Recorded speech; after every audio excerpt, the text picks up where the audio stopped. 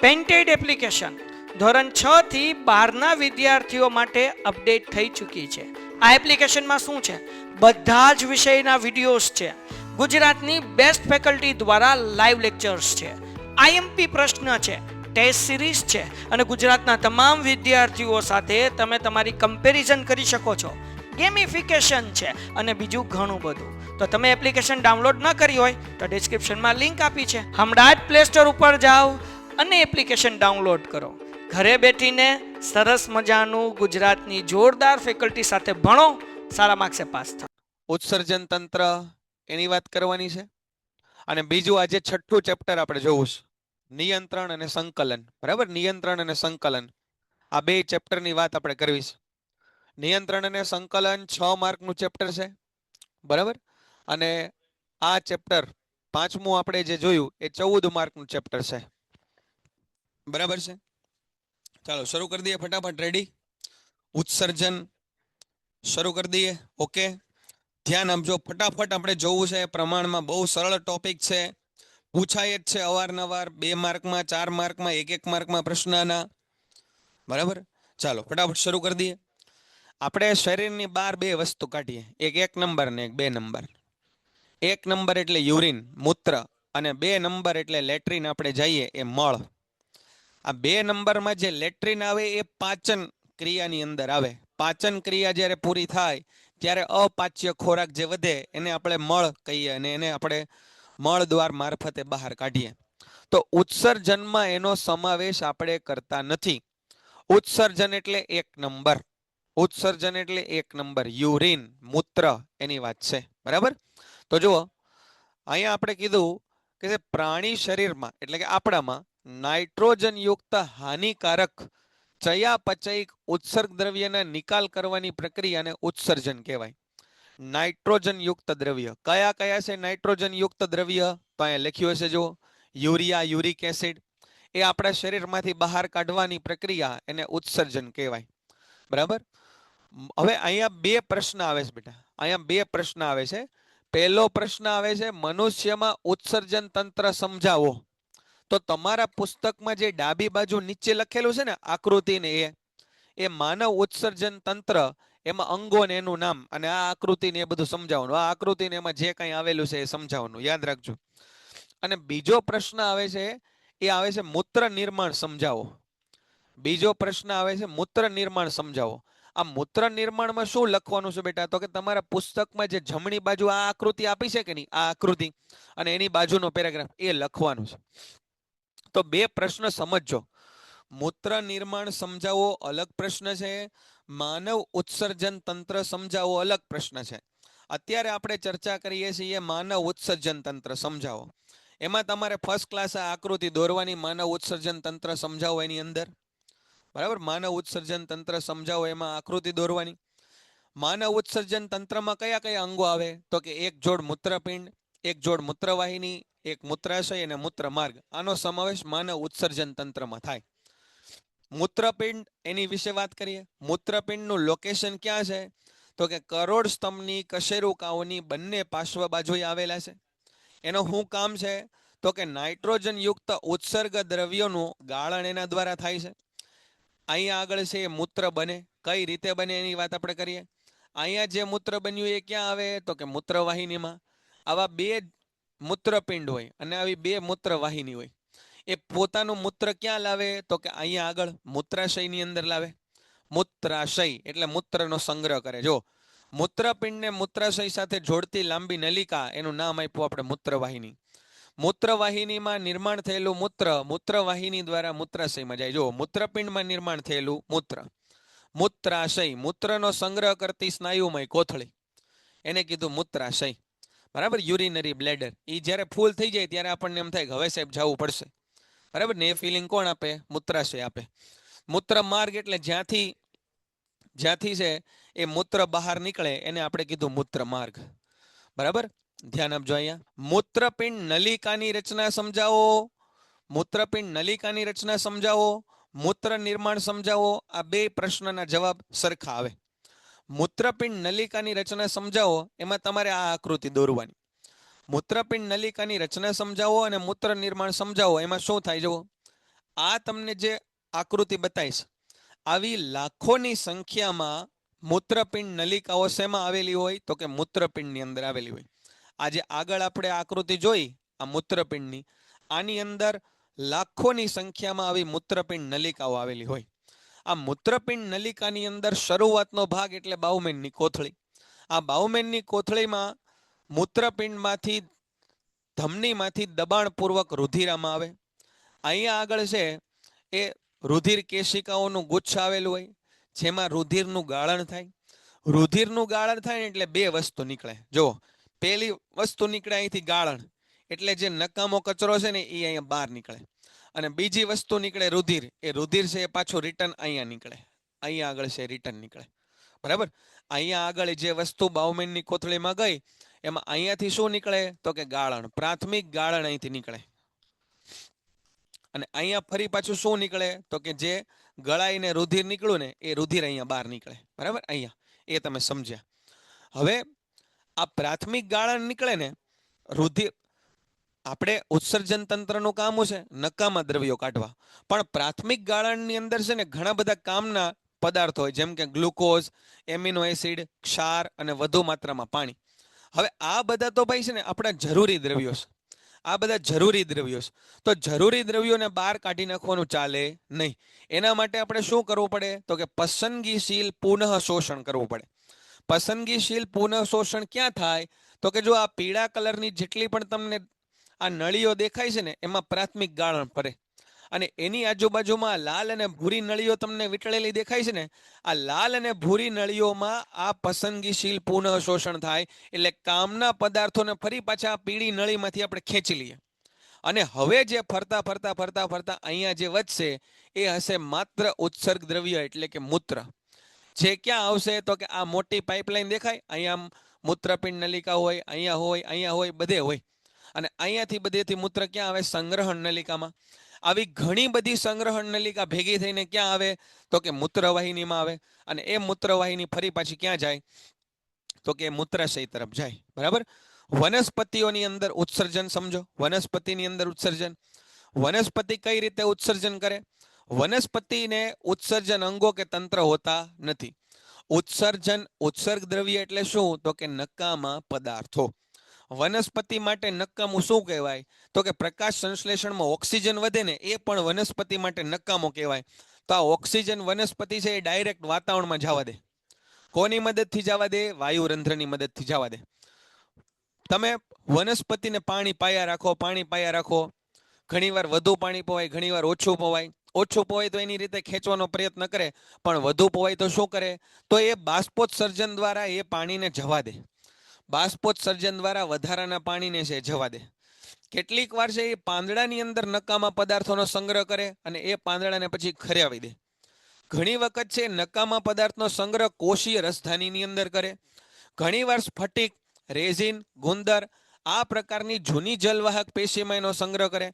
અને ઘણી વખત છે જમીનમાં આમને મતે ઉત્સર્ગ દ્રવ્ય ઉત્સર્જિત કરી દે. તો આ પણ પ્રશ્ન 2 ગુણમાં 3 ગુણમાં ઘણો અગત્યનો છે કે વનસ્પતિમાં ઉત્સર્જન કઈ રીતે થાય. વનસ્પતિમાં ઉત્સર્જન છે એ કઈ રીતે થાય. બરાબર. તો આ છેલ્લા 2 ટોપિક આપણા જે 5મા ચેપ્ટરના બચ્યા હતા એ આપણે પૂરા કર્યા. બોલો, અહીં સુધી ક્લિયર છે? બધાને સમજાશે? ખ્યાલ આવશે બધાને? બરાબર. યાદ કરતા જજો, તમે વાંચતા જજો, થોડું પુસ્તક સાથે રાખીને બેસજો. બરાબર. પુસ્તકમાં જે લોક માટે એક અલગ લેક્ચર જ રાખશું બેટા, 100%. આકૃતિ માટે 100% એક લેક્ચર અલગ જ રાખશું. બરાબર. એટલે અત્યારે આકૃતિમાં આપણે સમય નથી ખોટી કરતા. અત્યારે આપણે નવું ચેપ્ટર ઉપાડી અને પ્રશ્નો જોઈએ. બાકી છે એકદમ સરળ આકૃતિ. આ મૂત્રપિંડ નલિકાની છે એકદમ સરળ, એમાં કાંઈ વધારે બહુ અઘરું છે નહીં. હું તમને અલગ આકૃતિ માટે એક અલગ જ એક લેક્ચરની આયોજન આપણે કરી નાખશું, જેમાં આકૃતિ દોરશું. બરાબર ને? અને 1 અથવા 2 દિવસમાં મેક્સિમમ આજે કે કાલે દરેક ચેપ્ટરના આઈએમપી પ્રશ્નોનું લિસ્ટ તમને મળી જશે. દરેક ચેપ્ટરના આઈએમપી પ્રશ્નોનું લિસ્ટ મળી જશે. અને સાથે સાથે બ્લુ પ્રિન્ટ તો આપણે નાખી જ દીધી છે. બરાબર. પ્રકરણ 6 સૌથી વધારે હાર્ડ લાગે છે બેટા. પ્રકરણ 6 હવે હાર્ડ નહીં લાગે, તમે એ ધ્યાન આપજો ખાલી. હો ને કિરણ? પ્રકરણ 6 સૌથી સહેલું છે અને 6 માર્કનું છે. સાંભળો મારી વાત. ચોથું પ્રકરણ છે. ચોથું પ્રકરણ કાર્બન અને તેના સંયોજનો. એ ચોથું પ્રકરણ છે ને એ 6 માર્કનું પૂછાય અને આ પ્રકરણ છે ને આપણું જે આ છઠ્ઠું એ 6 માર્કનું પૂછાય. હવે ક્યાં ચોથું પ્રકરણ અને ક્યાં છઠ્ઠું પ્રકરણ? ચોથું પ્રકરણ છે એ ખૂબ મોટું છે, બરાબર. હા, એ ગ્રુપમાં મુકાઈ જશે બેટા. એના જેટલી પણ લિંક છે ને ઇમ્પોર્ટન્ટ પ્રશ્નોની બધી મુકાઈ જશે મેક્સિમમ આજે અથવા કાલ સુધીમાં, તૈયાર જ છે, બરાબર. તો છઠ્ઠું પ્રકરણ કરાય. ચોથું પ્રકરણ કન્સેપ્ટ અઘરા, બહુ બધા સવાલો, એની કરતાં છઠ્ઠું પ્રકરણ કરો નાનું નાજુક સહેલું, બરાબર. અને 6 ગુણનું આ પ્રકરણ છે એ પૂછાય છે, બરાબર. ખ્યાલ આવી ગયો? ચાલો હવે આપણે વાત કરીએ નિયંત્રણ અને સંકલન. નિયંત્રણ અને સંકલન એમાં સૌથી પહેલો પ્રશ્ન છે પ્રાણીઓમાં ચેતાતંત્ર સમજાવો, બરાબર. પ્રાણીઓમાં ચેતાતંત્ર સમજાવો, આ પ્રશ્ન સૌથી અગત્યનો છે આપણો. ચાલો, પ્રાણીઓમાં ચેતાતંત્ર. હવે નિયંત્રણ અને સંકલન. નિયંત્રણ એટલે શું? જો હું બોલું છું તો જે શબ્દ હું બોલું છું એને નિયંત્રણમાં બોલું છું, બરાબર. આપણે અહીંયા હું લખું છું તો જે કાંઈ પણ હું લખું એના માટે મારા હાથમાં શું હોવું જોઈએ? નિયંત્રણ હોવું જોઈએ. તો જ એક સરખા શબ્દો નીકળે, વાક્ય જ્યાં પૂરું થાય ત્યાં હું અટકું, એને કહેવાય નિયંત્રણ. પછી સંકલન કોને કહેવાય? સંકલન કોને કહેવાય? બરાબર. સંકલન કોને કહેવાય? તો કે હું બોલતો જાઉં એની સાથે સાથે હાથ ચલાવતો જાઉં છું. જે પ્રમાણે બોલું એ પ્રમાણે હાથ ચલાવું છું તો એ મારા બોડીએ શું કર્યું? સંકલન કર્યું. હાથનું, મોઢાનું, મારા હાવભાવનું. મારે જોવું છે તમારી કમેન્ટ, મારે કેમેરો ઠીક કરવો છે, મારે છે પેજ ચેન્જ કરવું છે, તો હું જે પ્રમાણે બોલું છું એ પ્રમાણે મારા હાથ પગ એ પ્રમાણે મારા જેસ્ચર પોસ્ચર થાય એને આપણે નિયંત્રણ કહેવાય, બરાબર. તો ટૂંકમાં નિયંત્રણ અને સંકલન એ વસ્તુ તમને ખબર પડી ગઈ, બરાબર. સંવેદનગ્રાહી, આપણા શરીરમાં સંવેદના લેવા માટે કયા કયા અંગો આવેલા છે? તો કે જો રસગ્રાહી એકમ આવેલા છે. રસગ્રાહી એકમો કોને કહેવાય? તો કે રસગ્રાહી એકમ એટલે કે આપણું જીભ. આપણી જીભ છે એનાથી આપણે સ્વાદ લઈ શકીએ. ઘ્રાણગ્રાહી એટલે કે નાકમાંથી આપણને ગંધ આવે, સુગંધ દુર્ગંધ બધું. સ્પર્શગ્રાહી એટલે ત્વચા. દ્રષ્ટિગ્રાહી એટલે આંખ. અને ધ્વનિગ્રાહી એટલે અંતઃકરણ એટલે અવાજ, બરાબર. તો આપણી જીભ, નાક, ત્વચા, આંખ અને કાન, આ 5 આપણી ઇન્દ્રિયો છે. આ 5 ઇન્દ્રિયો આપણી ગ્રહણ એકમો છે. ત્યાંથી બધી વસ્તુ આપણને ખબર પડે. ઉર્મી વેગનું વહન સમજાવો, મનુષ્યમાં ચેતાતંત્ર સમજાવો, ચેતાકોષની રચના સમજાવો, ચેતાકોષની કાર્યવાહી સમજાવો, ઉર્મી વેગનું વહન સમજાવો. આ બધા પ્રશ્ન પૂછાય તો એક જ જવાબ લખવાનો, બરાબર. સૌથી પહેલા તો આ આકૃતિ બહુ અગત્યની છે. આ આકૃતિ છે એ સૌથી ઇમ્પોર્ટન્ટ છે. આકૃતિ તમે યાદ રાખી લેજો, બરાબર. આ આકૃતિ આપણે યાદ રાખવાની છે બધાએ. સરળ છે. તમે 1 જ મિનિટની અંદર આ આકૃતિ દોરી શકો. કઈ રીતે? જુઓ, આ રીતે, આ રીતે. અહીંયાથી આવી રીતે શિખાતંતુઓ દોરી નાખો. આ કોષ કેન્દ્ર દોર્યું, એની આજુબાજુ છે એ કોષકાય કહેવાય, બરાબર. અહીંયા શું આવે? તો કે અક્ષ તંતુ આવે. અક્ષ તંતુના છેડે શું આવે? તો કે ચેતાંત આવે. કેટલી સરળ આકૃતિ જુઓ. અહીંયા છે ને ભાઈ, આ વચ્ચે વચ્ચે જે આવા તમને ડોનટ જેવા આ જે વચ્ચે વચ્ચે આવા દેખાય છે ને હોટડોગ જેવા, એ સાથી કોષો છે. મતલબ એને મદદ કરવાવાળા સહાયક કોષો કહેવાય, બરાબર. એ બધા સહાયક કોષો છે. એની સિવાયનું જે દોર્યું ને ચેતાકોષ. તો બહુ સરળ છે, બરાબર. ચાલો યાદ કરી લ્યો. આકૃતિ મેં તમને કીધી એ પ્રમાણે શરૂઆતમાં આ જે છે એ શું છે? શિખાતંતુ. વચ્ચે છે એને શું કહેવાય? કોષ કેન્દ્ર. કોષ કેન્દ્રની આજુબાજુ શું હોય? કોષકાય. આ વચ્ચે જે આ દંડી જેવું દેખાય છે શું છે? અક્ષતંતુ. અને અહીંયા આગળ જે દેખાય છે ચેતાંત. ચેતાકોષોનો અંતિમ ભાગ ચેતાંત. આગળ જોઈએ અહીંયા કઈ રીતે થાય. જુઓ તમે, ઉર્મી વેગનું સર્જન કઈ રીતે થાય? તો કોઈ આ બોર્ડને અડક્યો. બોર્ડને અડક્યો એટલે મને આ બોર્ડ ઠંડુ ગરમ આ બધી માહિતી છે એ મને મળી, બરાબર. આ બધી માહિતી મને મળી ગઈ. એ ક્યાંથી મળી? તો કે અહીંયા આગળ ચેતાતંતુઓ આવેલા છે. એ ચેતાતંતુઓનો જે શિખાતંતુ છે, ચેતાકોષના જે શિખાતંતુ છે એ મારા શરીરની અંદર બધી માહિતી મોકલશે. જુઓ, શિખાતંતુ છે એ ટોચનો ભાગ છે. એ વિશિષ્ટ સંવેદનગ્રાહી હોય છે. એ સંવેદનાનો અનુભવ કરી શકે. શિખાતંતુની ટોચના અગ્રછેડે બાહ્ય ઉત્તેજનાની માહિતી મેળવવામાં આવે. કોઈ વસ્તુને અડકું તો ઠંડી ગરમ આ બધી માહિતી મને ક્યાંથી મળે? શિખાતંતુના ટોચના સ્થાનેથી મળે. ત્યાંથી શું જનરેટ થાય? તો કે ત્યાંથી વિદ્યુત આવેગો ઉત્પન્ન થાય, એટલે કે ઉર્મી વેગ ઉત્પન્ન થાય. આ ઉર્મી વેગ ક્યાં જાય? તો કે બહુ સ્વાભાવિક વસ્તુ છે. જુઓ સાહેબ, કે આ ઉર્મી વેગ જે શિખાતંતુમાં ઉર્મી વેગ ઉત્પન્ન થયા એ શિખાતંતુમાંથી ક્યાં જાય? કોષકાયમાં. કોષકાયમાંથી ક્યાં જાય? અક્ષતંતુમાં. અને અક્ષતંતુમાંથી ક્યાં જાય? તો કે ચેતાંતમાં જાય. બરાબર? આ રીતે આ ઉર્મી વેગનું વહન આપણને જોવા મળે. હવે ઉર્મી વેગનું વહન ક્યાં પહોંચે? તો કે સાહેબ એક કોષ અહીંયા પૂરો થઈ ગયો. આ એક કોષ આવી રીતે, આ પહેલો કોષ અહીંયા પૂરો થઈ ગયો. બરાબર? હવે આ રીતે અહીંયા બીજો કોષ આવ્યો. આ બીજા કોષને માહિતી કઈ રીતે મળે? જો આ પહેલો કોષ, આ બીજો કોષ, તો અહીંયા આગળ સાંભળજો, પહેલા કોષનું ચેતાંત અને બીજા કોષનું શિખાતંતુ એની વચ્ચેનો ગેપ, એને આપણે કીધું ચેતોપાગમ. પહેલા કોષનો અંત એટલે કે ચેતાંત અને બીજા કોષની શરૂઆત એટલે શિખાતંતુ, એની વચ્ચે થોડોક ગેપ હોય, એને આપણે કીધું ચેતોપાગમ. આ ચેતોપાગમમાં માહિતી વિદ્યુત આવેગના સ્વરૂપે જાય નહીં. વિદ્યુત આવેગના સ્વરૂપે જાય નહીં. જો અહીંયા સરસ આકૃતિ બતાવી છે. અહીંયા આગળ રસાયણોના મદદથી માહિતી એક જગ્યાએથી બીજી જગ્યાએ જાય. લખ્યું હશે તમે જુઓ, ચેતાકોષોની ગોઠવણી હોય, એમાં ચેતા રસાયણો મુક્ત થાય. જો અહીં લખ્યું છે. અહીંયા સુધી માહિતી કયા સ્વરૂપમાં આવે? તો કે વિદ્યુત આવેગના સ્વરૂપમાં આવે. વિદ્યુત આવેગના સ્વરૂપમાં. પણ અહીંયા આગળ ચેતાંતથી લઈને બીજા કોષના શિખાતંતુ એની વચ્ચેનો જે આ ગેપ છે એને આપણે કીધું ચેતોપાગમ. એને કીધું ચેતોપાગમ. અને ચેતોપાગમમાં માહિતી કઈ રીતે જાય? તો કે ચેતા રસાયણોના સ્વરૂપમાં જાય. બોલો, ખબર પડી ગઈ? બહુ સરળ છે.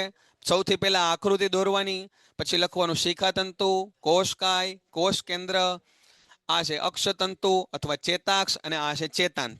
બરાબર? સૌથી પહેલા માહિતી ક્યાં આવે? તો કે શિખાતંતુની અંદર આવે. બોલો, અહીં સુધી ક્લિયર છે? બધાને સમજાય છે? ચેતાંત, ચેતાંત એટલે ચેતાકોષોનો અંતિમ ભાગ. ચેતાકોષોનો અંતિમ ભાગ બેટા, ચેતાકોષોનો અંતિમ ભાગ, એને કીધું ચેતાંત. હો ને? ચેતાકોષોનો અંતિમ ભાગ જો આ રહ્યો, આ ચેતાકોષોનો અંતિમ છેડો, એને કીધું ચેતાંત. પછી તમારા પુસ્તકમાં આપેલું છે ચેતાસ્નાયુ સંધાન, એ જોજો. અંજલ, કયું ચેપ્ટર કેટલા માર્કનું છે, કેમાંથી કેવા પ્રશ્નો, 1 માર્કમાં, 2 માર્કમાં કેટલા ક્યાંથી પ્રશ્નો પૂછાય, એના માટે બધો ડિટેલમાં બ્લુ પ્રિન્ટનો વિડીયો મૂકી દીધો છે, એ જોઈ લેવાનો. દરેક ચેપ્ટરનું શરૂ કરો ત્યારથી મેં ગુણભાર 4 વાર બોલ્યો. બરાબર? આ 6ઠ્ઠા ચેપ્ટર માટે. એટલે થોડું ધ્યાન આપો તમે, અથવા ટાઈમે જોડાઈ જાઓ લેક્ચરમાં. આ ચેતા સ્નાયુ સંધાન વાંચીને જ તમને ખબર પડી ગઈ. ચેતા એટલે ચેતાકોષ અને સ્નાયુ એટલે સ્નાયુ. ચેતા અને સ્નાયુ કોષનો સંધાન એટલે જોડાણ. બરાબર? માનો કે આ કોઈ સ્નાયુ કોષ છે, આ સ્નાયુ પેશી છે, અને આ સ્નાયુ પેશીની ઉપર ચેતાકોષ આમ જોડાયેલો છે. આ હાંધાને કહેવાય ચેતા સ્નાયુ સંધાન. ચેતા સ્નાયુ સંધાન કહેવાય. બરાબર? તો પ્રમાણમાં બહુ સરળ અને અગત્યનો પ્રશ્ન છે આ. આવાય પ્રશ્નો પૂછાય છે બોર્ડની પરીક્ષામાં 2-2 ગુણમાં, કે આ ભાગ કયો કહેવાય? તો કે કોષ કેન્દ્ર. આ શું કહેવાય? તો કે કોષકાય. આ શું કહેવાય? તો કે શિખાતંતુ. આ શું કહેવાય? તો કે આને કહેવાય ચેતાક્ષ. આને શું કહેવાય? તો કે ચેતાંત. બરાબર? તો આવા પ્રશ્નો પણ પૂછાય છે. ચાલો આગળ જોઈએ. પરાવર્તી કમાન અથવા પરાવર્તી ક્રિયા એટલે શું? હવે ભાઈ માનો કે આપણું ધ્યાન નથી, હું અહીંયા તમને ભણાવું છું. બરાબર? અને મારો હાથ આમ અહીંયા ક્યાંક અડી ગયો, અહીંયા અડી ગયો હાથ, અને બને કે અહીંયા છે એ છેડો ખુલ્લો છે, મને શોક આવે, વીજળીનો ઝટકો લાગે, તો મારું ધ્યાન અહીંયા નથી પાછળ, છતાંય તે મારો હાથ આમ ખેંચાઈ જશે. છતાંય મારો હાથ છે એ ખેંચાઈ જશે. હું ચાલતો ચાલતો જાઉં છું ઉઘાડા પગે, અને પગમાં મને છે એ કાંકરી ખૂંચી જાય, તો પગમાં કાંકરી ખૂંચી જાય તો ઓટોમેટિક મારો પગ છે એ ઉપર આવી જશે.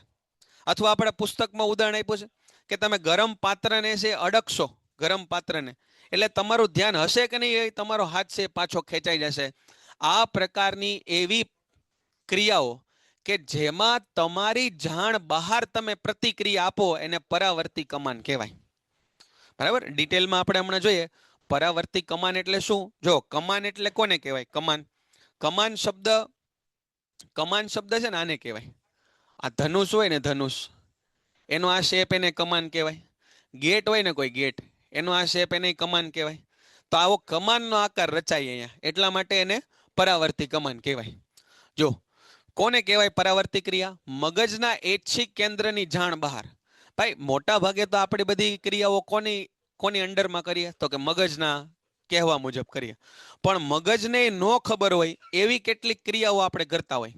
મગજના ઐચ્છિક કેન્દ્રોની જાણની બહાર, મગજના ઐચ્છિક કેન્દ્રોની જાણની બહાર ઉત્તેજના સામે દર્શાવાતા અનૈચ્છિક અને ઝડપી પ્રતિચારને જો ઉત્તેજના સામે દર્શાવાતા અનૈચ્છિક મારી ઈચ્છા નથી છતાંય તે ઝડપી પ્રતિચારને, બરાબર. માનો કે અહીંયા લાઈનમાં ઘણા બધા લોકો ઊભા છે, મને આગળ છે, હું આમ હાથ કરતો હતો ને મને કંઈક વાગી ગયું, હું ફટાક કરીને હાથ પાછળ ખેંચી લઈશ અને મારી પાછળ વાળાને હાથ વાગી જાય એવું બને. તો આ જે મેં હાથ ખેંચો તો એની ઉપર મારો કંટ્રોલ હતો નહીં, બરાબર. એટલા માટે આ કેવી અનૈચ્છિક પ્રક્રિયા છે. અને કેવો પ્રતિચાર આપ્યો? ઝડપી પ્રતિચાર એટલે રિસ્પોન્સ. પ્રતિચાર એટલે રિસ્પોન્સ. તમે અહીંયા કંઈક લખ્યું, બરાબર, આ વસ્તુ તે વસ્તુ, એને હું વાંચું એની ઉપર કંઈ બોલું એને કહેવાય પ્રતિચાર. સમજાણું? પ્રતિચાર. અથવા અસ્તિત્વ માટે ત્વરિત અનૈચ્છિક પ્રતિચાર રૂપે દર્શાવાતી અગત્યની ક્રિયા જેમાં મગજની કોઈ સક્રિય ભૂમિકા હોતી નથી તેને પરાવર્તી કમાન કહેવાય, બરાબર. તો પરાવર્તી કમાન ક્યારે ક્યારે પરાવર્તી કમાન જોવા મળે તમે જુઓ તો કે અજાણતા કોઈ પિન ભોકાવે ત્યારે, ગરમ વસ્તુને હાડ હડકે ત્યારે, ઉધરસ બગાસું છીક આવે, ઉરોદર પટલનું હલનચલન, ઘૂંટણમાં આંચકો, તીવ્ર પ્રકાશ આંખની કીકીમાં આવે એટલે નાનો થાય, આંખના પલકારા, સ્વાદિષ્ટ ખોરાકને જોતા છે એ લાળ આવે, આ બધા છે એ પરાવર્તી ક્રિયાના ઉદાહરણો છે, બરાબર. આપણો ભાવતું ભોજન આપણી સામે આવે તો મોઢામાં લાળ ઉત્પન્ન થાય એના માટે આપણે કમાન્ડ નથી આપતા કે હાલો ભાવતું ભોજન એવું હાલો લાળ ઉત્પન્ન થાય એવું આપણે નથી કહેતા, એ ઓટોમેટિક થઈ જાય છે, બરાબર. તેને પરાવર્તી ક્રિયા આપણે કીધું. હવે અહીંયા જુઓ કે આપણે પરાવર્તી ક્રિયા સમજીએ. શા માટે પરાવર્તી ક્રિયાની જરૂર પડી? ભાઈ માણસ પાસે જટિલ મગજ આવેલું છે અને લગભગ બધા માણસ પાસે વિચારવાની ક્ષમતા છે, બરાબર. બધા પાસે છે એવું નથી કહેતો, પણ લગભગ બધા પાસે છે. પણ અમુક પ્રાણીઓ એવા છે જેની પાસે વિચારવા માટેના કોષો આવેલા નથી અને આવેલા છે એ તો બહુ ધીમા છે. હવે માનો કે એ પ્રાણીનો હાથ છે કોઈ ગરમ જગ્યાએ પડી ગયો અથવા એનું કોઈ શરીરનું અંગ છે ગરમ જગ્યાએ પડ્યું તો એનું મગજ વિચારે, પછી એના હાથને સંદેશો આપે કે હાથ લઈ લો, ત્યાં તો એનો હાથ છે બળી જાય અથવા હાથ પગ પાંખ જે કાંઈ હશે બળી જશે. તો આવી વસ્તુથી પ્રાણીઓના શરીરને બચાવવા માટે આપણને કુદરતે છે એ પરાવર્તી કમાન આપી કે તમારી પાસે મગજ હોય કે ન હોય કે ધીમું હોય કે બહુ ફાસ્ટ હોય, તમારા શરીરને જ્યારે જ્યારે નુકસાન પહોંચવાનું હશે ત્યારે એનાથી બચવા માટે આપણે એક સિસ્ટમ વિકસાવી કાઢી, એને આપણે નામ આપ્યું પરાવર્તન. જનરલી કોઈ પ્રતિક્રિયા કઈ રીતે થાય? જનરલી તો કે મારે અહીંયા અડકવું છે, બરાબર, અહીંયા તો હું અહીંયા આગળ જોઉં, આ મારા હાથને મગજ સંદેશો મોકલે, બરાબર. કઈ રીતે થાય સમજો કે આ મારો હાથ છે, હાથમાંથી સંદેશો ક્યાં જાય? કરોડરજ્જુ. કરોડરજ્જુમાંથી સંદેશો ક્યાં જાય? તો કે મગજ. મગજ સંદેશો પાછો કોને આપે? કરોડરજ્જુને. કરોડરજ્જુ પાછો કોને સંદેશો આપે? હાથને. આ નોર્મલ પ્રક્રિયા છે અને આની અંદર પાછો થોડો સમય લાગી શકે. તમને એમ થાય સાહેબ હવે એમાં સમય શું લાગે? તો સેકન્ડના 1000માં ભાગમાં. વાત સાચી, આપણામાં એ થાય. દર વખતે ન થાય અથવા બધા પ્રાણીઓમાં ન થાય એવું શક્ય હોઈ શકે કે બધા પ્રાણીઓમાં આ રીતનું કામ ઝડપી ન થાય. એટલા માટે કુદરતે એક શોર્ટકટ વિચાર્યો. એણે કીધું કે ભાઈ ઇમરજન્સી હોય ત્યારે શરીરને બચાવવું એ આપણો પહેલો ધર્મ છે, એટલા માટે આ પથ કાપી નાખો. સીધો હાથ કોને સંદેશ આપે? કરોડરજ્જુને. કરોડરજ્જુએ તે ડિટેક્ટ કરી નાખ્યું કે આ ઇમરજન્સી સિચ્યુએશન છે, મગજને આમાં ઇન્વોલ્વ ન કરો, સીધો ડાયરેક્ટ તું હાથ છે પાછો ખેંચાઈ જા. તો આને પરાવર્તી કમાન કહેવાય. બોલો સમજાય છે મારી વાત? તમને સમજાય છે? આમાં કરોડરજ્જુ છે એ મગજને જાણ કરશે પણ પછી કરશે. જનરલ પાથ આ હોય, હાથમાંથી કરોડરજ્જુ, કરોડરજ્જુથી મગજ, મગજમાંથી કરોડરજ્જુ, કરોડરજ્જુમાંથી પાછો હાથ, બરાબર. આ જનરલ પેટર્ન છે. પણ ઇમરજન્સીમાં કરોડરજ્જુ મગજને ઇન્વોલ્વ ન કરે, એ કે પેલા હાથને બચાવો, હાથને પાછો ખેંચી લ્યો અને પછી બધી સૂચનાઓ છે એ મગજને આપી દે, બરાબર. એટલા માટે આપણે જો પરાવર્તી ક્રિયાઓમાં શું કીધું તો કે મગજની ઐચ્છિક કેન્દ્રની જાણ બહાર બાહ્ય ઉત્તેજના સામે દર્શાવાતા અનૈચ્છિક અને ઝડપી પ્રતિચારને પરાવર્તી ક્રિયા કહેવાય, બરાબર. હવે આ તમને સમજાઈ ગયું તો ભાઈ આવા શબ્દો આની અંદર આવવા જોઈએ, આવા શબ્દો આવવા જોઈએ. મગજના ઐચ્છિક કેન્દ્રની જાણ બહાર ઉત્તેજના સામે દર્શાવાતો અનૈચ્છિક અને ઝડપી પ્રતિચાર, પ્રતિચાર એટલે રિસ્પોન્સ, આ બધા છે એ આવવા જોઈએ, બરાબર. જો આને આ જુઓ તમે, આ પ્રકારનો આકાર બન્યો ને એટલા માટે એને શું કીધું આપણે? પરાવર્તી કમાન એવું નામ આપ્યું. અહીંયા આગળ આવી આકૃતિ આપણા પુસ્તકમાં આપીશ. તમે છે એ ગરમ પદાર્થને હાથ અડાડ્યો, અહીંયા ગરમ પદાર્થને હાથ અડાડ્યો એટલે આ માહિતી છે એ જાશે કોની પાસે? તો કે કરોડરજ્જુ પાસે જાશે. આ માહિતી અહીંથી કોની પાસે જશે? કરોડરજ્જુ પાસે જશે. આ કરોડરજ્જુ પાસે માહિતી પહોંચાડી, સંવેદના પહોંચાડી, એટલા માટે એનું નામ શું આપ્યું? સંવેદી ચેતા. આ કરોડરજ્જુ છે એની અંદર પૃથક્કરણીય ચેતાકોષ છે. પૃથક્કરણ એટલે એનાલિસિસ. એણે કીધું કે ભાઈ ઇમરજન્સી સિચ્યુએશન છે, ઇમરજન્સી સિચ્યુએશન છે, એટલા માટે આમાં મગજને સંદેશો નથી મોકલવો, ડાયરેક્ટ એ પોતે કહી દેશે. કોને કહેશે? તો કે હાથના સ્નાયુઓને ડાયરેક્ટ કહેશે. જો અહીંયા, અને હાથના સ્નાયુઓને ઓર્ડર આપ્યો હલનચલન માટે, એટલે એને નામ આપ્યું ચાલક ચેતા. એટલે એને નામ આપ્યું ચાલક ચેતા. અને આ આખો જે બ્લેક કલરની લાઈન બતાવે ને, એ આ રીતે થઈ, આવી રીતે. અને આવો શેપ કમાન નો હોય, આ રીતે કમાન, હે ને? કમાન આ રીતે, કમાન, પછી ધનુષ બાણમાં આ રીતે કમાન. એટલા માટે એને પરાવર્તી કમાન કીધું. બોલો, સમજાય છે બેટા? ખ્યાલ આવ્યું? હા, આ આકૃતિ એક્ઝામમાં ન પૂછાય, પણ ટૂંકમાં દોરવી પડે. આપણે પુસ્તકમાં આકૃતિ આપી છે ને, એ પ્રમાણે આકૃતિ પરાવર્તી કમાનમાં આપણે દોરવી પડે અને દોરવી જોઈએ. બરાબર? દોરવી પડે અને દોરવી જોઈએ. કમાન, કમાન એટલે આવો આકાર બેટા. આ ધનુષનો જે આકાર હોય એ કમાન. પછી કોઈ ગેટને તમે જોયો ને, એ કમાન આકાર કહેવાય. બરાબર? એવા બધા આકારને કમાન કહેવાય. પછી જો પ્રાણીઓમાં શા માટે પરાવર્તી કમાન ઉદ્વિકાસ પામી, એની વાત આપણે કરી હમણાં તમને, કે અમુકની અંદર છે એ ચેતાકોષની જટિલ જાળ ન હોય, એ અલ્પ વિકસિત હોય અથવા તો હોય જ નહીં. એટલે શરીરને બચાવવા માટે છે એની જરૂર પડે. હવે અગત્યનો પ્રશ્ન આવ્યો આપણે, માનવ ચેતા તંત્રનું આયોજન. જો માનવનું ચેતાતંત્ર કઈ રીતે આવેલું હોય, તો કે માનવના ચેતાતંત્રમાં બે ભાગ આવેલા છે. એક છે મધ્યસ્થ ચેતાતંત્ર, સેન્ટ્રલ નર્વસ સિસ્ટમ, અને બીજું છે પરિઘવર્તી ચેતાતંત્ર, એટલે પેરિફેરલ નર્વસ સિસ્ટમ. મધ્યસ્થ ચેતાતંત્ર અને પરિઘવર્તી ચેતાતંત્ર. મધ્યસ્થ ચેતાતંત્ર કોને કહેવાય? તો કે એની અંદર બે વસ્તુનો સમાવેશ થાય, મગજ અને કરોડરજ્જુ. જો આ 2 માર્કમાં પૂછાણો પ્રશ્ન ઘણીવાર. મધ્યસ્થ ચેતાતંત્રમાં કોનો સમાવેશ થાય? મગજ અને કરોડરજ્જુનો સમાવેશ થાય. જ્યારે પરિઘવર્તી ચેતાતંત્રમાં કોનો સમાવેશ થાય? મગજમાંથી નીકળતી મસ્તિષ્ક ચેતાઓ અને કરોડરજ્જુમાંથી નીકળતી કરોડરજ્જુ ચેતાઓનો સમાવેશ થાય. બરાબર? આ કોનો સમાવેશ થાય એ પ્રશ્ન આપણે અહીંયા જોયો. પણ વિભાગ તમારે છે એ એક સાથે લખવાનો. એવું નહીં કે આ પ્રશ્ન છે એ પહેલા લખ્યો, પછી બી નો લખ્યો, પછી સી નો. ના, સી આખો પહેલા, પછી ડી, પછી બી, અથવા એ આખો બી આખો. જે વિભાગ લખો એને પહેલા એક સાથે લખવાનો. બરાબર? ચાલો, હવે માનવ મગજની વાત કરીએ. આ માનવ મગજની આકૃતિ અને એમાં રહેલા વિભાગો આપણને ખબર પડવા જોઈએ. માનવ મગજના છે ને એ 3 ભાગો આપણે પાડ્યા. એક અગ્ર મગજ, મધ્ય મગજ અને પશ્ચ મગજ. માનવ મગજના 3 ભાગ પાડ્યા, અગ્ર મગજ, મધ્ય મગજ અને પશ્ચ મગજ. અને આ પશ્ચ મગજના વળી પાછા આપણે 3 ભાગો પાડ્યા, પોન્સ અથવા સેતુ, લંબ મજ્જા અને અનુમસ્તિષ્ક. મગજ છે કોની સાથે જોડાયેલું છે? તો કે કરોડરજ્જુ સાથે જોડાયેલું છે. બરાબર? અહીંયા આવેલી છે પિચ્યુટરી ગ્રંથિ. આ પિચ્યુટરી ગ્રંથિ છે ને એ બાકી બધી ગ્રંથિને કમાન્ડ આપે.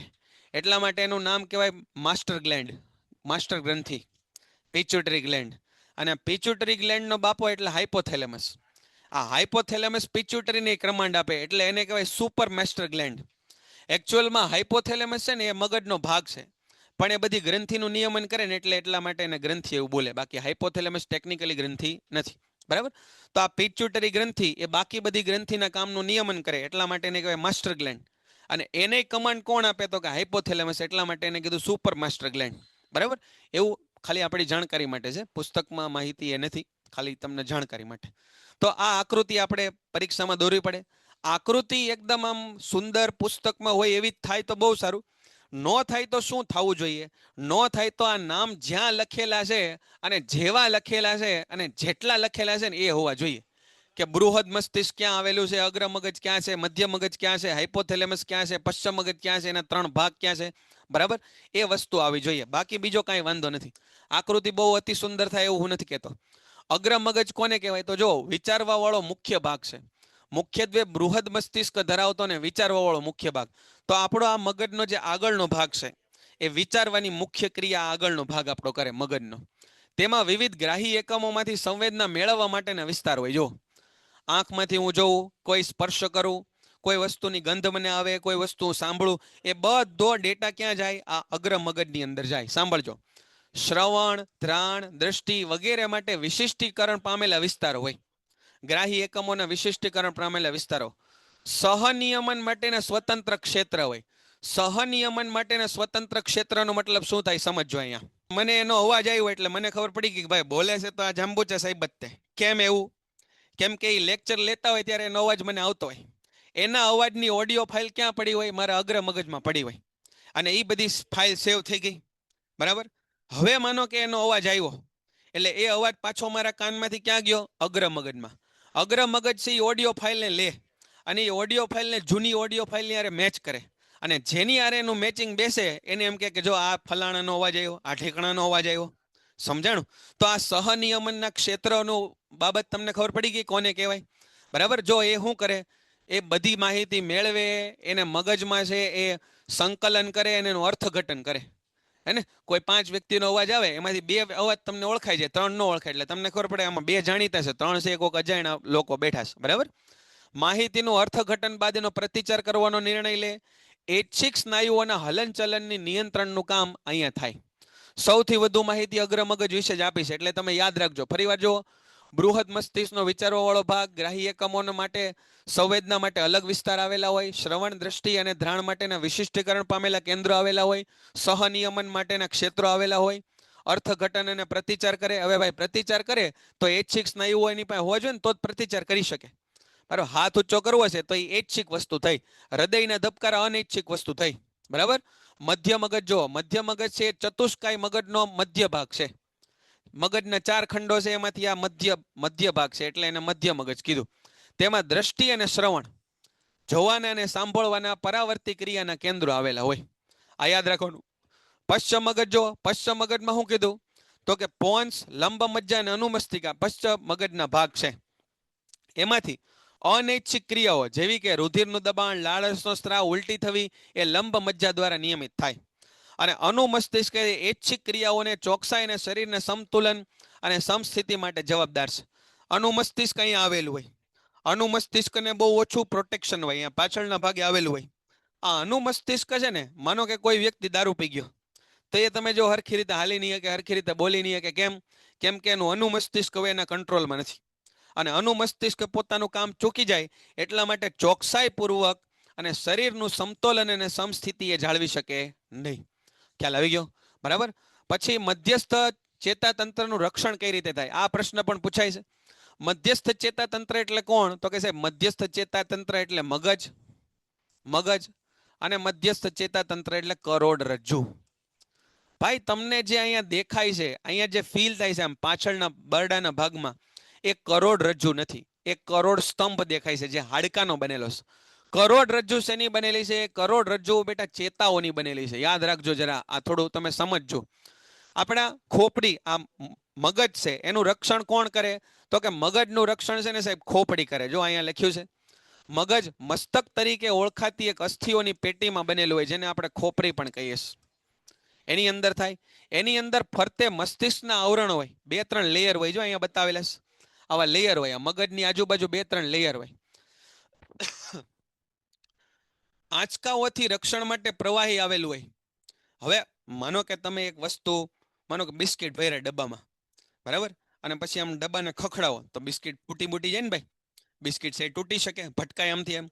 તો આ મગજને તમે આ ખોપડીમાં ભરી દીધું, ખોપડીની અંદર મગજ ભરી દીધું, અને હવે તમે ડિસ્કો કરો આમ, તો મગજ છે ખોપડીને ભટકાય ને ભાઈ. એટલે શું કર્યું? પેકિંગ મૂકી દીધા સાઈડમાં, આ આવરણો આપી દીધા. બરાબર? આવરણો આપી દીધા અને અંદર છે એ લિક્વિડ ભરી દીધું, એટલે બહુ ઝટકા ન લાગે. સમજાણું? અને કરોડરજ્જુ કોના દ્વારા રક્ષણ પામે? તો કે કરોડ સ્તંભ અથવા પૃષ્ઠવંશ. જો આ કરોડ સ્તંભ તમને જે આ દેખાય છે, અહીંયાથી લઈ અને છેક નીચે સુધી આ જે વચ્ચે તમને અનુભવાય છે હાડકાની રચના, એને આપણે કરોડ સ્તંભ અથવા પૃષ્ઠવંશ એવું નામ આપ્યું. અને પૃષ્ઠવંશ ધરાવતા પ્રાણી એટલે આપણે પૃષ્ઠવંશી પ્રાણીઓ કહેવાય. સમજી ગયા? બરાબર? ચેતાપેશીનું કાર્ય શું છે? તો ચેતાપેશી શું કરે? તો કે સંવેદનાને એક જગ્યાએથી બીજી જગ્યાએ પહોંચાડે. સંવેદનાગ્રાહી અંગો દ્વારા સંવેદનાને એકત્રિત કરે, એને કરોડરજ્જુ દ્વારા મગજ સુધી મોકલે. મારા હાથથી મેં આ બોર્ડને અડક્યું અને આ સપાટી મને ઠંડી લાગી, ગરમ લાગી, એ બધો ક્યાંથી જાય? તો અહીંયાથી બધી માહિતી પેલા ક્યાં જાય? કરોડરજ્જુમાં. અને કરોડરજ્જુથી બધી માહિતી ક્યાં જાય? મગજમાં જાય. આ આપણા મગજનો વે છે. આ આપણા ચેતા આપણી માહિતીનો ઉર્મી વેગના વહનનો માર્ગ છે. કોઈ પણ અંગમાંથી માહિતી ક્યાં જાય? તો કે કરોડરજ્જુમાં. કરોડરજ્જુમાંથી ક્યાં જાય? મગજમાં. ડાયરેક્ટ સીધી મગજમાં જાય, અમુક અમુક વખતે જાય, પણ મોટા ભાગે શરીરમાંથી પહેલા માહિતી ક્યાં આવે? કરોડરજ્જુમાં આવે.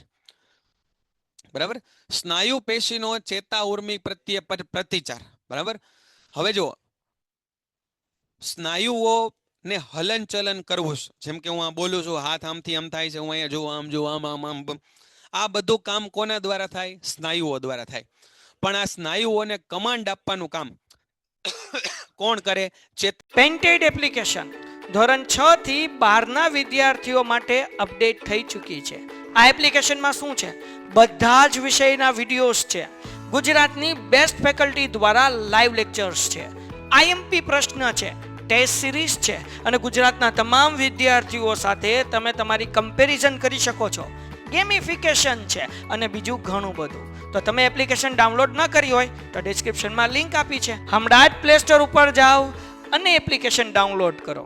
ઘરે બેઠીને સરસ મજાનું ગુજરાતની જોરદાર ફેકલ્ટી સાથે ભણો, સારા માર્ક્સે પાસ થાઓ. કોષો કરે. વાંચો અહીંયા. જ્યારે ઉર્મી વેગ સ્નાયુ સુધી પહોંચે ત્યારે સ્નાયુ તંતુનું હલનચલન થાય.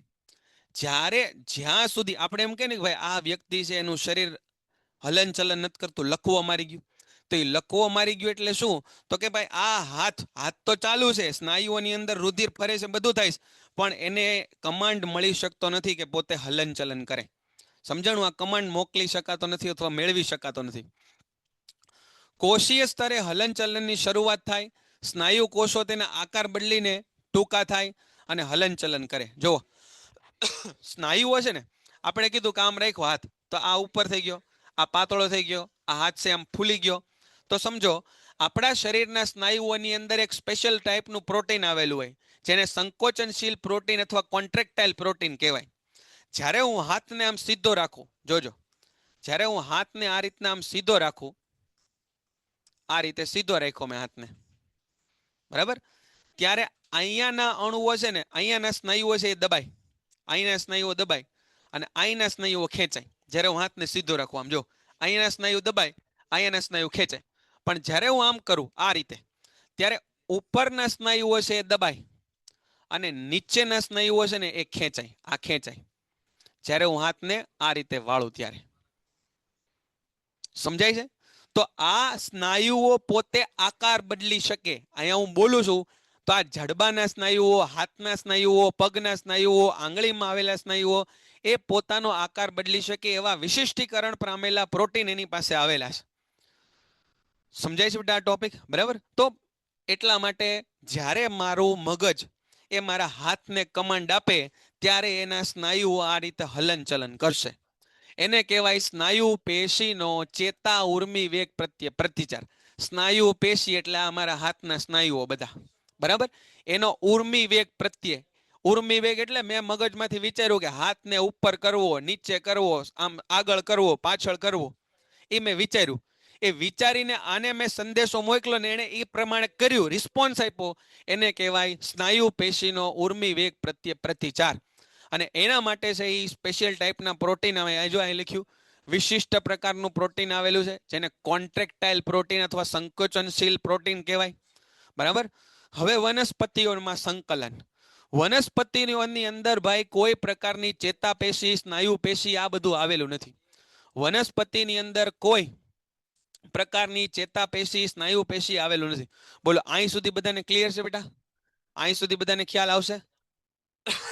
સરળ છે ભાઈ, પ્રકરણ સરળ છે. માર્ક્સ કેમ નથી આવતા હું તમને કહું છું.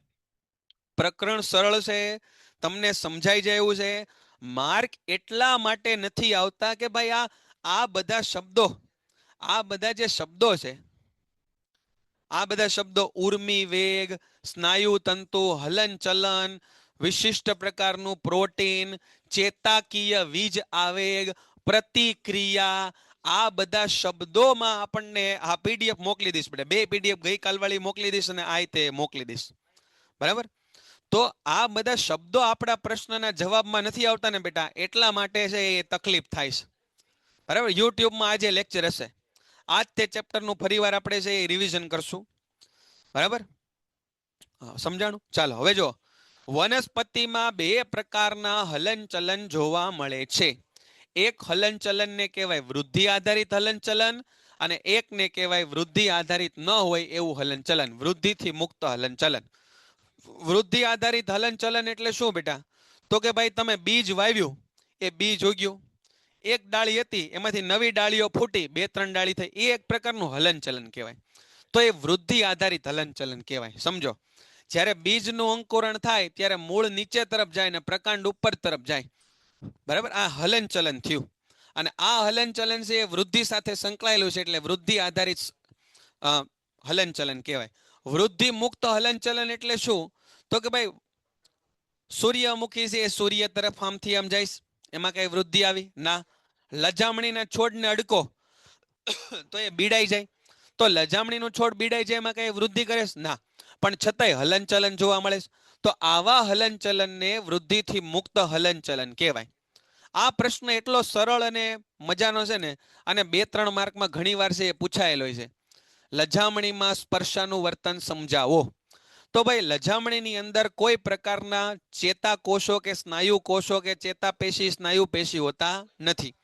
એની અંદર કેટલાક રસાયણો ઉત્પન્ન થાય. જો અહીંયા લખ્યું હશે, લજામણી પહેલા તો સ્પર્શ પ્રત્યે પ્રતિચાર દર્શાવે. જો લજામણીનો છોડ આમ હોય, આ રીતે પાંદડા હોય, તમે એને અડકો એટલે પાંદડા છે એ બીડાઈ જાય, બરાબર? પાંદડા બીડાઈ જાય.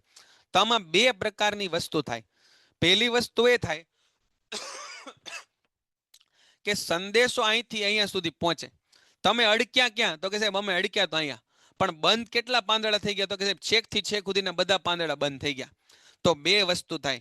એક તો અહીંયાથી અહીંયા સુધી મેસેજ પહોંચાડવો, એ કોના દ્વારા થાય? તો કે ચોક્કસ પ્રકારના રસાયણો દ્વારા થાય. અને બીજું પાંદડાને બીડાવા, પાંદડાને બીડાવા. તો અહીંયા આ જે પાંદડા છે એનો આ જે ભાગ છે ને, આ ભાગ જે દેખાય ને, એની અંદર પાણી ભરાઈ જાય તો પાંદડા ખુલે, અને પાણી જો ખેંચાઈ જાય તો પાંદડા આમ સંકોચન પામે. પાણી છે એ ખેંચાઈ જાય તો આ પાંદડા આમ બીડાઈ જાય. બસ આટલું જ આમાં લખવાનું છે. જો લજામણી છે સ્પર્શ પ્રત્યે દેખાડે, અને શું લખ્યું છે એમાં કોઈ પ્રકારના પ્રોટીન કે સ્નાયુ કોષો ન હોય. અને અહીંયા આગળ લખ્યું છે, જુઓ, વનસ્પતિ તેનામાં પાણીના પ્રમાણમાં ફેરફાર કરીને, જો પોતાનામાં પાણીના પ્રમાણમાં, આ જે ભાગ દેખાય ને એમાં પાણી ભરાઈ જાય તો ખુલે, અને પાણી છે એ ખેંચાઈ જાય તો સંકોચાઈ જાય. બસ આટલું જ આની અંદર છે લખવાનું છે. પછી કહે છે કે વનસ્પતિ અને પ્રાણીમાં સંકલન છે એ કઈ રીતે અલગ અલગ પડે એની વાત છે. કે ભાઈ વનસ્પતિની અંદર છે આવા કોઈ ચેતાકોષો સ્નાયુ કોષો હોતા નથી, વનસ્પતિઓની અંદર પ્રાણીઓમાં હોય છે. વટાણામાં વૃદ્ધિ આધારિત હલનચલન સમજાવો. વટાણામાં વૃદ્ધિ આધારિત હલનચલન સમજાવો. જોજો, વટાણા હોય ને, વટાણા એની અંદર સૂત્રો હોય, સૂત્રો. હવે સમજો એક આ થાંભલો છે, આ થાંભલો છે. આ વનસ્પતિના કેટલાક એવા કોષો છે જે સ્પર્શાનું વર્તન દર્શાવે. વનસ્પતિના કેટલાક એવા કોષો છે જે સ્પર્શ પ્રત્યે આવર્તન દર્શાવે, સ્પર્શ પ્રત્યે આવર્તન દર્શાવે. તો અહીંયા આગળ કેટલાક કોષો, હવે હું તમને જે સમજાવું ને એ ધ્યાનથી સમજજો. આ છે ને એ સમજો કોઈ થાંભલો છે, અને મારી આંગળી છે ને એ સમજો કે વટાણાના વેલા છે, એની ડાળીઓ છે, એમ સમજો. અને આવી રીતે આમ વીંટળાય ને, વનસ્પતિ છે આમ વીંટળાય. હું એકવાર સમજાવીશ, તમે પૂર્ણ રીતે સમજવાનો પ્રયત્ન કરજો. આવી રીતે વીંટળાતી રહે વનસ્પતિ. હવે સાંભળજો, જે ભાગ સંપર્કમાં હોય ને, સંપર્કમાં, એનો વિકાસ ઓછો થાય. જે સંપર્કમાં હોય એટલે આંગળીનો મારો આ ભાગ, એનો વિકાસ ઓછો થાય. ઘણા લોકો આ વાંચે છે ને સમજાતું નથી, એ ધ્યાન આપજો. અને જે ભાગ સંપર્કથી દૂર હોય ને એનો વિકાસ વધુ થાય. એક સાદું સિમ્પલ તમને ઉદાહરણ આપીને હું સમજાવવાનો પ્રયત્ન કરું કે તમે તળેલા ભૂંગળા બધાએ ખાધા હશે અને જોયા હશે, અને ક્યારેક તળ્યા પણ હોય, એવું બની શકે. અમુક ભૂંગળા છે ને, જો પેલા ભૂંગળા નાના હોય ને ત્યારે આવા હોય, આ રીતના, બરાબર, આ રીતના. અને મોટા થઈને ફૂલીને અમુક ભૂંગળા આ રીતે થાય. પણ અમુક ભૂંગળા છે ને આ રીતના તળાય, આમ, આ રીતે. આ ભૂંગળો છે આ રીતે તળાણું. અને તમને ખબર પડે કે આ ભાગ છે ને એ વધારે કાચો હોય અથવા કડક હોય, અને આ ભાગ છે ને એ સંપૂર્ણ ફૂલી ગયો હોય, સંપૂર્ણ પાકી ગયો હોય.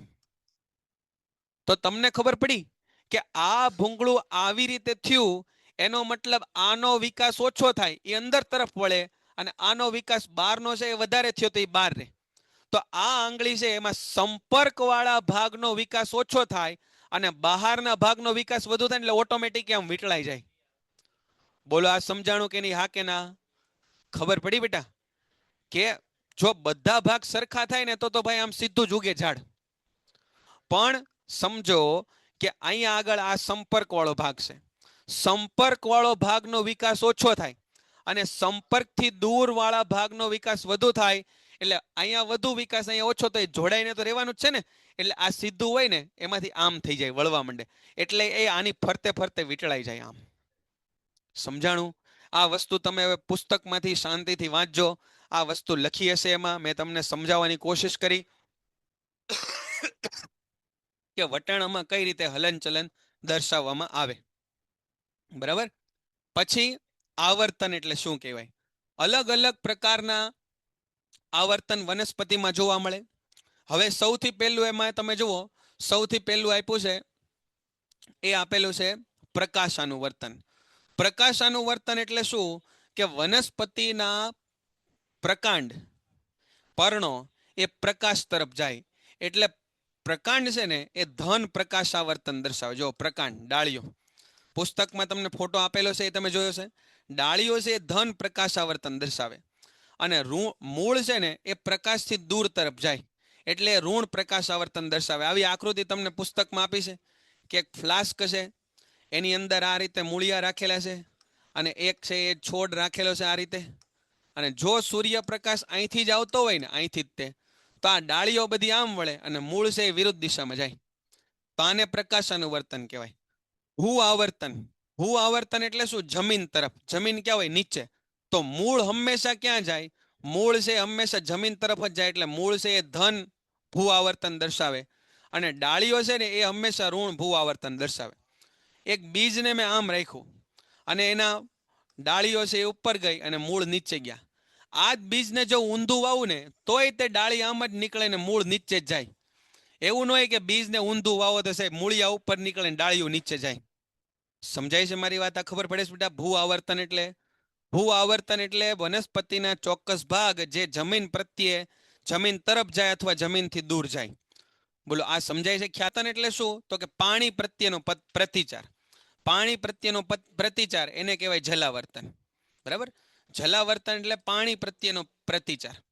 પાણી પ્રત્યેનો પ્રતિચાર કોને કહેવાય? તો કે ભાઈ મૂળ હંમેશા છે ને એ પાણી તરફ જાય. માનો કે તમે છે ને એક વનસ્પતિને અહીંયા વાવી દીધી, અહીંયા એના મૂળ છે, બરાબર, અને તમે અહીંયા એક આમ જમીનમાં દાટીને એક ઘડો રાખી દીધો ને એમાં કાણા પાડી દીધા, તો આ જમીન તરફ. રસાયણ આવર્તન, આ સમજો, કેમોટ્રોપિઝમ, રસાયણ આવર્તન. આપણે અંકુરણ એવું ભણ્યા કે જો આ છે ને સાહેબ એ સ્ત્રી કેસર છે, આની ઉપર પરાગરજ આવી અને પરાગરજમાંથી આ પરાગ નલિકા નીકળી.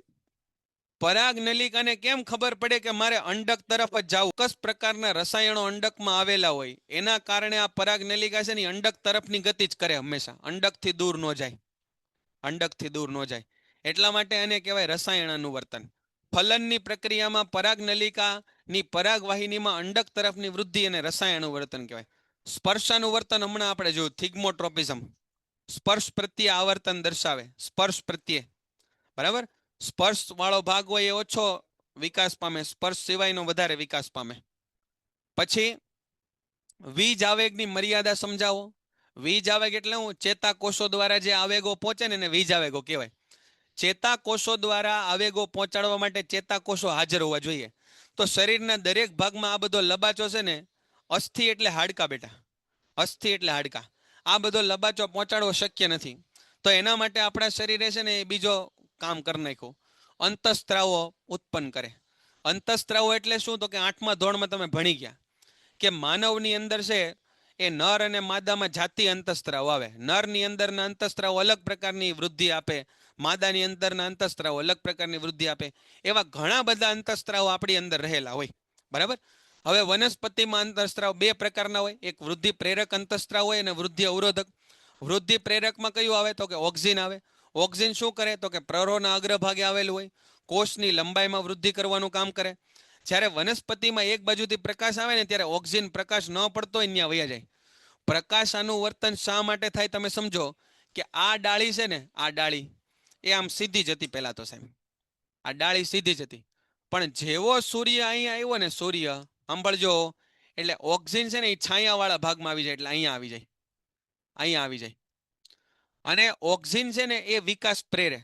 તો આ ઓક્સિજન જે ભાગ હશે એ વધારે વિકાસ પામશે, આગળનો ભાગ ઓછો, એટલે ઓટોમેટિક છે એ જો પ્રકાશ તરફ જાય. પ્રકાશ અનુવર્તનમાં તમે સમજી તો ગયા કે વનસ્પતિ પ્રકાશ તરફ જાય, પણ પ્રકાશ તરફ શા માટે જાય એ સમજ્યા તમે? ખબર પડી કે ન પડી? આવું સમજ્યાશો જ્યારે લેક્ચર તમે જોયા હોય ત્યારે. આ ઓક્સિજન છે ને હંમેશા છાયાવાળા ભાગમાં જાય, અને ઓક્સિજન જ્યાં હોય ને એનો વિકાસ વધારે થાય, અને વિકાસ જેનો વધારે થાય ને એની વિરુદ્ધ બાજુ આ વળે. આમ હાથ છે, આ તરફના કોષોનો વિકાસ વધુ થાય ને તો આમ વળે, આ તરફના કોષોનો વિકાસ વધુ થાય ને તો આમ વળે. સમજાણું? બરાબર. તો ઓક્સિજન છે એ ચોક્કસ પ્રકારની સાંદ્રતા પ્રકાશથી દૂર થાય, એના માટે ઓક્સિજન પ્રકાશાવર્તન માટે જવાબદાર છે. જો આ પ્રશ્ન પૂછાય, પ્રકાશાવર્તન માટે કયો અંતઃસ્ત્રાવ જવાબ? જિબ્રેલિન. જિબ્રેલિન છે પ્રકાંડની વૃદ્ધિમાં મદદ કરે. સાઇટોકાઇનિન ઝડપથી કોષ વિભાજન થતું હોય તેવા વિસ્તારમાં એનું પ્રમાણ વધારે જોવા મળે. જેમ કે ક્યાં? તો કે ફળમાં, બીજમાં જોવા મળે. ઘણીવાર વનસ્પતિને વૃદ્ધિ અવરોધક અંતઃસ્ત્રાવની જરૂર પડે. એબ્સિસિક એસિડ એ વૃદ્ધિ અવરોધક અંતઃસ્ત્રાવ છે. એનાથી શું થાય? પર્ણો કરમાઈ જાય.